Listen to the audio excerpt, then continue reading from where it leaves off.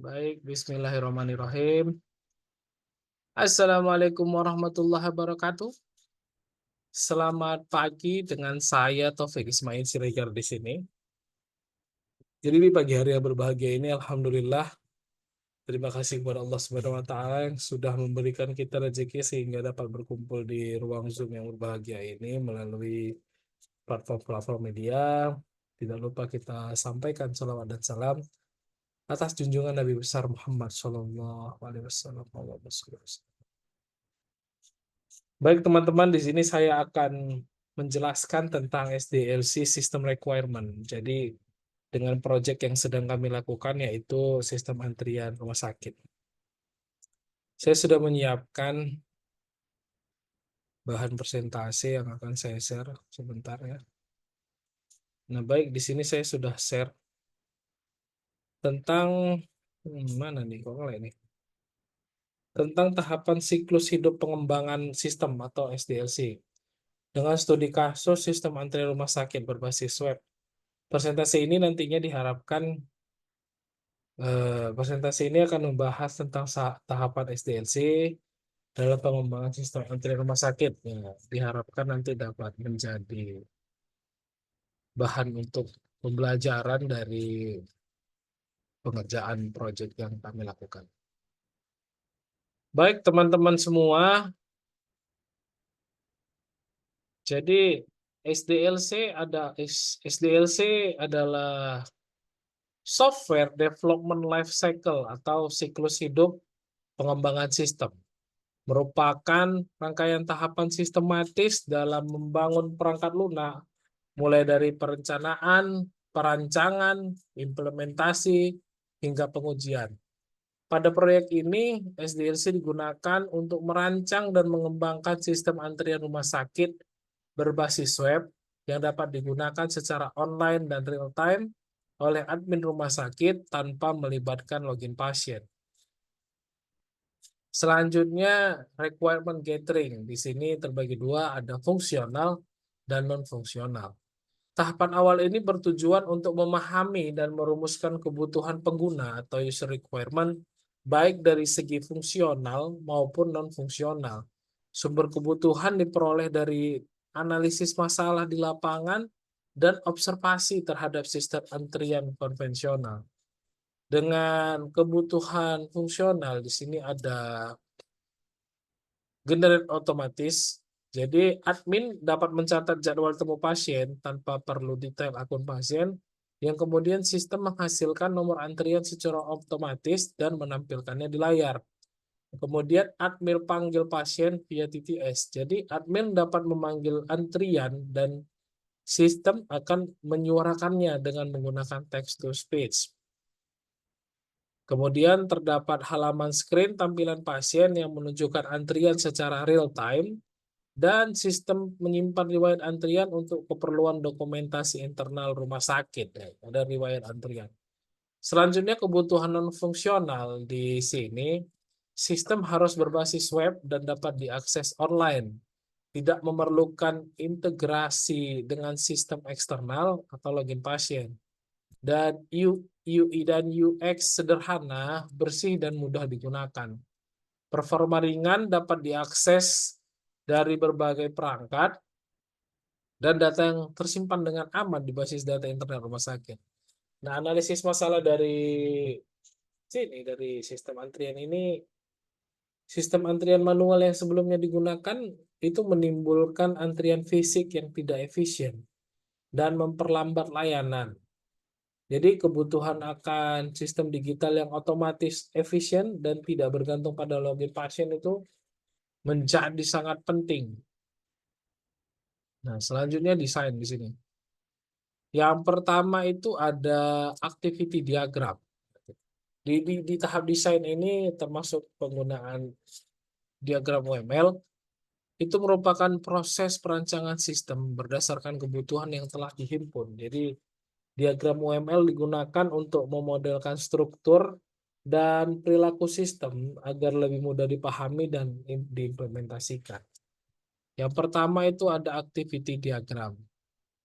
Jadi di activity diagram yang pertama adalah proses pemanggilan pasien oleh admin yang menjelaskan bagaimana admin memilih antrian dari sistem memproses panggilan suara serta menampilkannya di layar. Sebentar ya, saya akan tampilkan dulu diagramnya.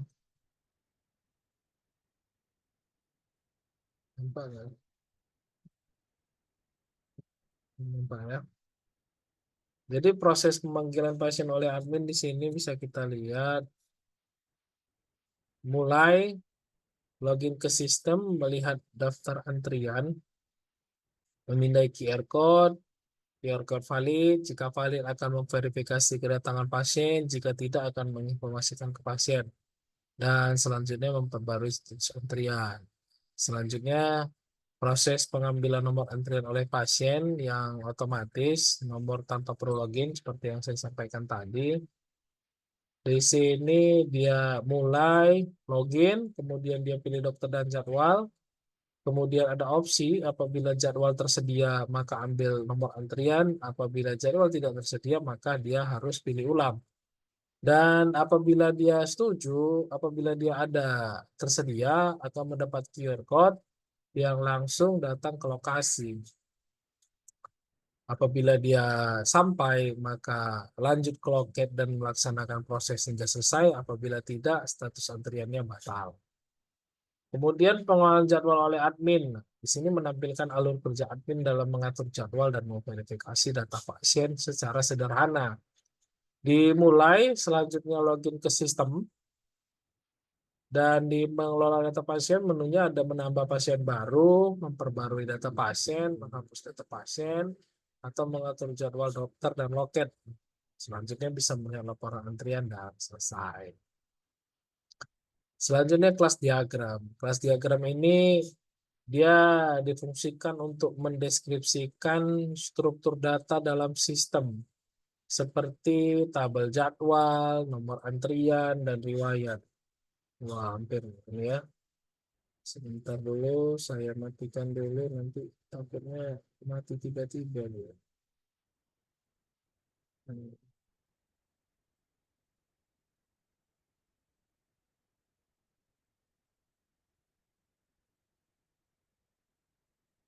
Nah, di sini dia ada admin dengan ID integer, username, string, menggunakan string, dengan kelola data, nah seperti ini. Seperti ini tampilan dari kelas diagramnya untuk menunjukkan kelas-kelas ini. Jadi admin seperti ini, pasien seperti ini, dokter seperti ini, petugas loket, antrian seperti ini. Jadi dia memiliki batas masing-masing prosesnya sampai di mana. Nah, ini dia hal. Panel kontrol untuk mengatur jadwal, panggilan dan melihat riwayat. Tampilan publik untuk pasien, menampilkan nomor dan suara panggilan, khusus untuk mencatat dan bertemu pasien dan dokter. Selanjutnya implementasi. Oke, sebentar saya share lagi bahan ininya, PowerPoint-nya. Eh,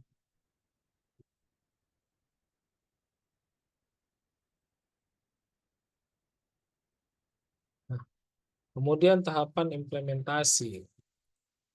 Jadi di tahapan implementasi ini diperkenalkan teknologi, langkah, dan fitur. Tapi ini berisi realisasi dari desain menjadi sistem yang dapat dijalankan nyata. Yang pertama ada tools atau ada teknologi di sini menggunakan PHP. Digunakan sebagai bahasa pemrograman utama untuk membangun backend. Kemudian MySQL menjadi sistem basis data untuk menyimpan informasi jadwal antrian dan riwayat. Tentu ada Bootstrap juga sebagai framework CSS untuk membangun tampilan yang responsif dan rapi. Selanjutnya ada JavaScript yang digunakan untuk mengaktifkan text to speech dan elemen dinamis seperti auto refresh screen. Selanjutnya adalah Ragon yang digunakan sebagai local server selama pengembangan awal dan domain. Jadi sistem yang diinstal ke subdomain online. Selanjutnya struktur folder, dan deployment. Jadi file aplikasi diunggah ke direktori hosting dan dikonfigurasi env serta konfigurasi PHP.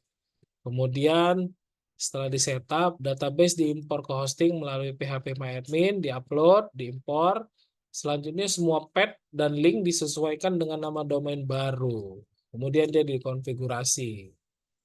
Nah, selanjutnya fitur yang telah dibangun. Yang pertama, kita generate nomor antrian. Nomor antrian digital dengan sistem pemanggilan otomatis, TTS. Panel admin, yaitu admin panel, itu panel admin untuk mengelola jadwal dan antrian. Kemudian auto refresh, yaitu halaman screen yang auto refresh dan menyuarakan panggilan. Sistem tidak membutuhkan login pasien sehingga cepat dan efisien. Selanjutnya kita melakukan testing dengan jenis pengujian fungsional, kompatibilitas, UAT, dan stress test. Dengan hasil semua fitur oke, TTS lancar. Testing dilakukan secara lokal maupun online untuk memastikan semua fungsi berjalan baik. Jadi jenis pengujian yang pertama itu fungsional testing. Menguji tiap fitur seperti panggilan suara, generate nomor, dan input jadwal. Selanjutnya compatibility testing, yaitu menjalankan sistem di berbagai browser seperti Chrome, Firefox, dan Edge, dan lain sebagainya. Kemudian UAT atau User Acceptance Testing, yaitu simulasi penggunaan oleh role admin untuk memastikan kenyamanan dan kemudahan penggunaan. Kemudian stress test manual. Jadi sistem ini diuji dengan banyak data antrian untuk melihat kestabilan tampilan screen. Dengan hasil semua fitur berjalan tanpa error signifikan, alhamdulillah, dan text to speech berjalan dengan baik di browser yang mendukung web speech API. Tidak ada lag saat memanggil pasien, sistem stabil dan dapat diakses di domain publik. Kemudian domain adain-kasir-adain-id.com. Selanjutnya dengan kesimpulan dan evaluasi, SDLC sebagai fondasi pengembangan sistem dengan sistem baru yang efisien, real time, no login, cepat dan mudah dikelola. Baik, terima kasih teman-teman. Apabila ada yang ingin ditanyakan, boleh ditulis di kolom komentar. Selanjutnya, saya harap mudah-mudahan kita doakan ini presentasinya dapat berguna ke depannya. Semoga kita semua diberikan keberkahan dan selalu dalam naungan ridho Allah Subhanahu wa taala insyaallah. Terima kasih atas perhatiannya. Apabila ada kesalahan, kekilapan dalam perbuatan ataupun perkataan mohon dimaafkan. Sesungguhnya kesalahan datang dari saya dan kebenaran dari Allah Subhanahu wa taala insyaallah. Terima kasih. Wabillahi taufiq wal hidayah. Wassalamualaikum warahmatullahi wabarakatuh.